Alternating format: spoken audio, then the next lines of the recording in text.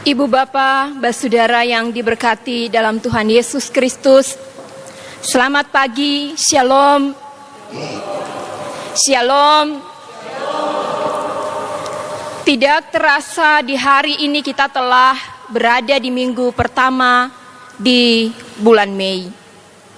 Tentunya sebagai pribadi, sebagai keluarga, bahkan sebagai persekutuan orang percaya, kita mengakui sungguh bahwa tanpa campur tangan Tuhan, Ibu Bapak, Saudara dan saya tidak akan pernah menikmati kehidupan sampai di hari ini. Kita percaya bahwa pertolongan Tuhan selalu hadir di dalam setiap kehidupan yang kita jalani dari waktu ke waktu. Di tengah-tengah berbagai tantangan persoalan hidup yang semakin hari semakin berat, tapi kita percaya sungguh kasih setia Tuhan tetap menjadi bagian dalam seluruh kehidupan kita. Ibu Bapak, Saudara yang Tuhan Yesus kasihi, mungkin di antara kita ada yang sudah pernah menyaksikan atau menonton sebuah video tentang seorang guru India yang bertanya kepada beberapa murid tentang cita-cita mereka. Guru ini bertanya kepada murid yang pertama, "Apa cita-cita kamu?" Dengan polosnya anak kecil itu menjawab, atau murid itu menjawab, "Saya ingin menjadi burung." Guru itu melanjutkan pertanyaan, "Mengapa engkau ingin menjadi burung?" Ia lalu menjawab bahwa, "Supaya saya bisa terbang seperti burung." Kemudian guru ini bertanya kepada murid yang kedua, Ibu Bapak, "Apa cita-cita kamu?" Dia menjawab bahwa saya ingin menjadi kelinci putih. Guru itu lalu menjawab, "Bagus, kalau begitu." Ia melanjutkan pertanyaan yang sama kepada murid yang ketiga. "Hei Topa, apa cita-cita kamu?" Ia menjawab, "Saya ingin menjadi smartphone." Kemudian guru itu bertanya lagi, "Kenapa kamu ingin menjadi smartphone?" Dia menjawab, "Karena orang tua saya sangat menyukai smartphone. Kemanapun ayah saya pergi, dia akan selalu membawa smartphone, tetapi dia tidak pernah membawa saya. Ibu saya, ketika teleponnya berdering atau berbunyi, dengan cepat-cepat dia akan menjawab telepon itu, tetapi dia tidak pernah datang kepada saya, sekalipun saya menangis. Setiap hari ayah saya bermain game di smartphone-nya, tetapi ia tidak pernah bermain dengan saya. Bahkan ketika saya memintanya untuk memangku saya, dia tidak pernah melakukannya. Dia lebih menyukai memegang smartphone-nya. Ibu saya, ketika dia sementara berbicara di telepon, dan saya datang kepadanya meminta agar dia bermain dengan saya, apa yang dia lakukan? Dia berteriak dan menjawab saya, "Bukankah kamu tidak lihat? Saya sementara berbicara dengan orang di telepon." Ibu saya, dia tidak pernah lupa untuk mengisi baterai pada smartphone. Padahal kadang dia lupa untuk memberi saya makan. Setiap hari, setiap malam ayah saya ketika tidur, smartphone selalu di sampingnya, tetapi dia tidak pernah tidur dan memeluk saya. Ibu dan ayah saya sangat menyukai smartphone. Karena itu saya ingin menjadi smartphone supaya saya dikasihi oleh mereka. Cerita yang tadi telah saya sampaikan, Ibu Bapak, Saudara yang Tuhan Yesus kasihi, sesungguhnya mengingatkan kita sebagai keluarga Allah memahami dengan baik bahwa keluarga itu penting dalam seluruh kehidupan kita. Sebagai orang tua, sebagai ayah, ibu, mama, dan papa, kita diingatkan bahwa anak-anak itu penting sekali untuk kita doakan, untuk kita bimbing, untuk kita bina, dan jadikanlah mereka anak-anak yang takut Tuhan melalui seluruh keteladanan hidup kita. Daud sebagai seorang pemimpin dalam keluarga, sebagai seorang pemimpin umat, dia pun menyadari sungguh bahwa keluarganya itu sangat penting dalam hidupnya. Karena itu Daud dalam teks kita di hari ini 2 Samuel pasal 7 ayat 18 hingga ayatnya yang ke-29 merupakan doa ungkapan syukur yang dipersembahkan Daud kepada Tuhan. Sebab dia telah menerima janji Tuhan bagi keluarganya dan kerajaannya. Janji Tuhan bahwa kasih setia Tuhan akan tetap menjadi bagian dalam hidup Daud. Serentak dengan itu, keluarga dan kerajaannya akan kokoh untuk selama-lamanya di hadapan Tuhan. Dapat kita lihat pada ayat-ayat sebelumnya. Ibu bapak, saudara yang Tuhan Yesus kasihi, dalam teks kita pada ayatnya yang ke-18, Daud datang kepada Tuhan. Daud menghadap kekudusan Tuhan. Daud berdoa mempersembahkan seluruh kehidupannya kepada Tuhan. Daud membangun relasi atau membangun persekutuan dengan Tuhan. Daud membangun hubungan intim dengan Tuhan sebab dia percaya Tuhan sungguh mengasihinya dan Tuhan akan memberi hikmat dan kekuatan baginya. Tuhan akan mengabulkan setiap janji-janji Tuhan kepada keluarga dan kerajaannya. Ibu bapak, apa yang dilakukan oleh Daud?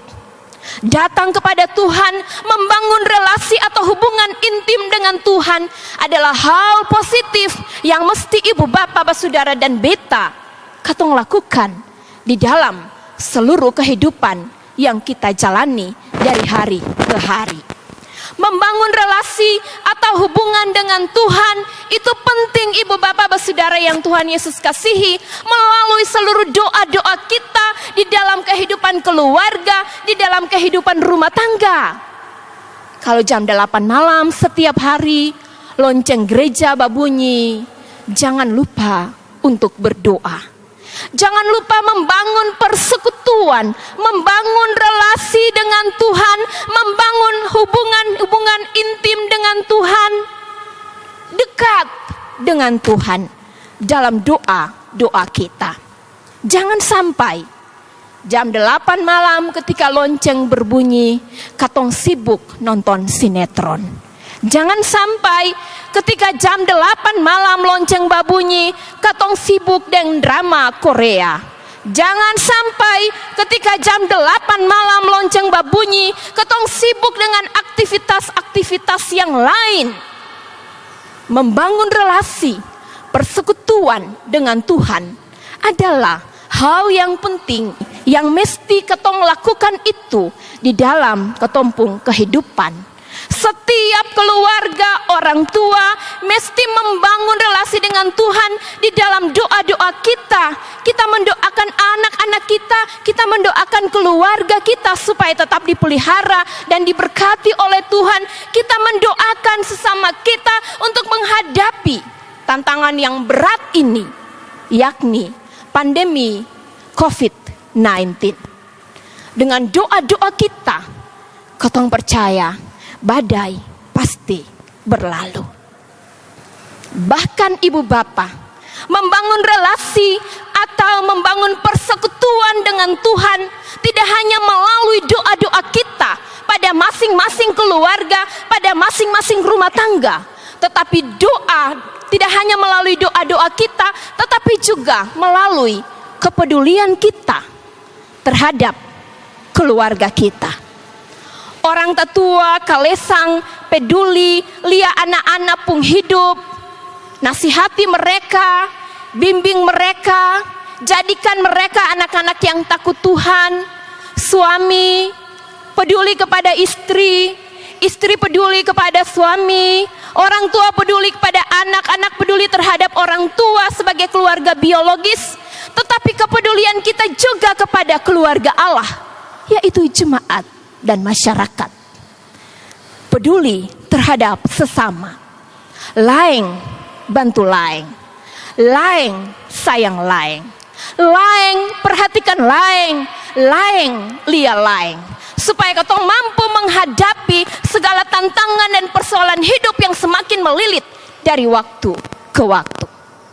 Kalau ketong baku bantu, kalau ketong saling peduli, kalau ketong saling lihat satu dengan yang lain, ketong akan mampu menghadapi tantangan hidup.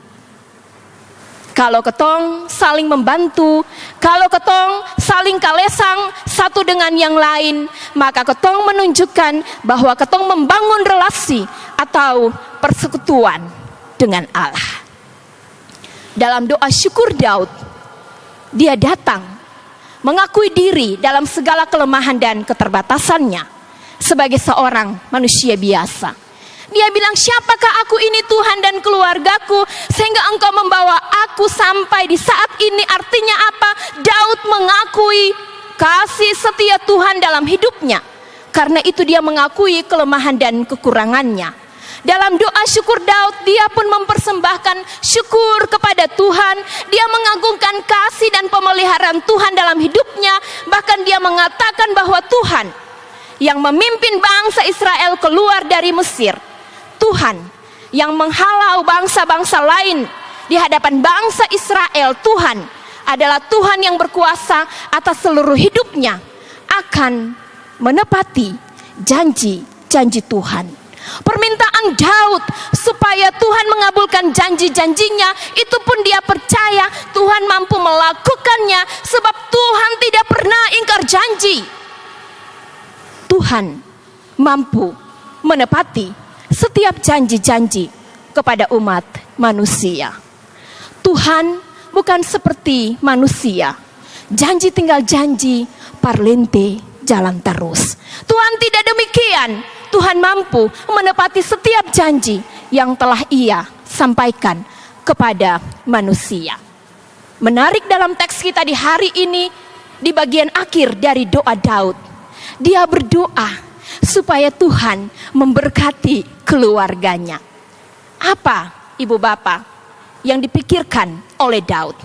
Dia punya kekayaan, dia punya harta melimpah, dia punya segala-galanya, tapi dia merasa itu belum cukup kalau Tuhan tidak memberkati keluarganya. Karena itu dia datang kepada Tuhan, minta Tuhan memberkati keluarganya. Dia minta Tuhan memberkati semua yang mereka lakukan. Ibu bapak, harta yang paling berharga adalah keluarga. Istana yang paling indah adalah keluarga. Puisi yang paling bermakna adalah keluarga. Mutiara tiada tara adalah keluarga. Ketong bersyukur di tengah pandemi COVID-19, Tuhan menyediakan banyak waktu for ketong deng keluarga. Kalau waktu itu diberikan begitu banyak, manfaatkanlah waktu itu dengan baik. Manfaatkanlah waktu itu untuk terus bersekutu dengan Allah. Sesuai dengan tema pemberitaan kita di minggu ini, yaitu keluarga yang bersekutu dengan Allah. Dua pesan firman yang dapat kita maknai di minggu ini. Yang pertama, ibu bapak, terus membangun relasi dengan Tuhan dalam keluarga kita, melalui doa-doa kita, tapi juga kepedulian terhadap sesama. Yang kedua, mintalah tuntunan Roh Kudus agar kita mampu melakukan kehendak Tuhan di dalam seluruh kehidupan yang kita jalani. Tuhan menyertai dan menolong katong semua. Bersaat teduh sejenak.